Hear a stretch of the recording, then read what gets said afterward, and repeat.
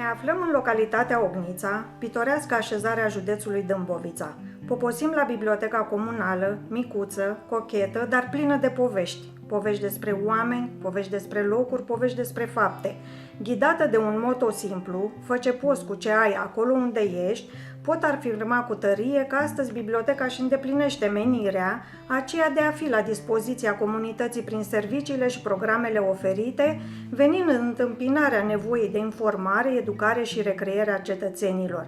Cea mai democratică instituție se reinventează, oferind servicii multiple și devine centru de profit pentru utilizatori, iar bibliotecarul liant în comunitate.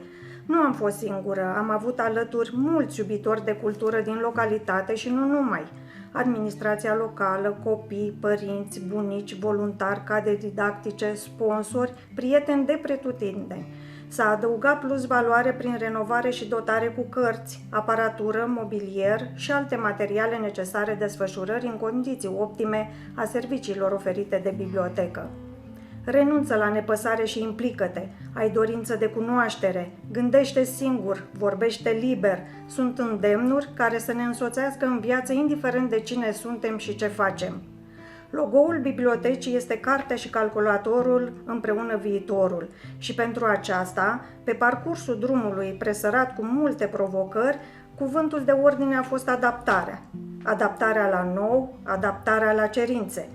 Cursurile online de perfecționare organizate de oameni cu viziune au fost benefice și au deschis calea către oportunități. Am mers pe principiul că dacă cineva îți oferă o oportunitate extraordinară, dar nu e sigur dacă poți să o realizezi, acceptă și învață mai târziu cum se face.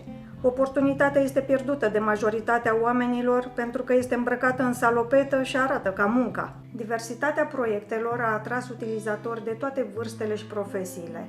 Amintim, Ora să știm, Coliblight, Code Kids, Olimpiada de benzi desenate, concursul pe aceeași undă din Ucraina, Teatru Forum, Stă în puterea ta să schimbi ceva, Prietenie pe o sfoară, Maratonul de povești, Trenulețul cu povești, Schimb internațional decorațiuni de Crăciun, Îndrăznește să-ți pese din Lituania, Marcăm evenimente, Păstrarea tradițiilor, Povești din comunitatea mea, Întâlnire cu muzica și poezia, Lansări de carte, expoziții, schimb de experiență național și internațional.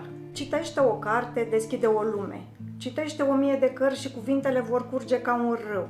A conduce pe cineva către o carte este una dintre marile responsabilități asumate ale profesiei de bibliotecar.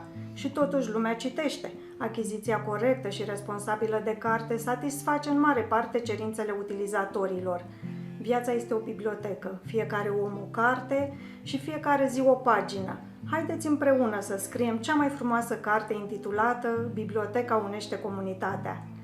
Cuvintele, credință, viziune și împreună să ne călăuzească pe viitor. Vă mulțumesc! Ce bine că existați! Creștem frumos împreună, pentru că fără steag de cultură un popor este o gloată, nu o oaste.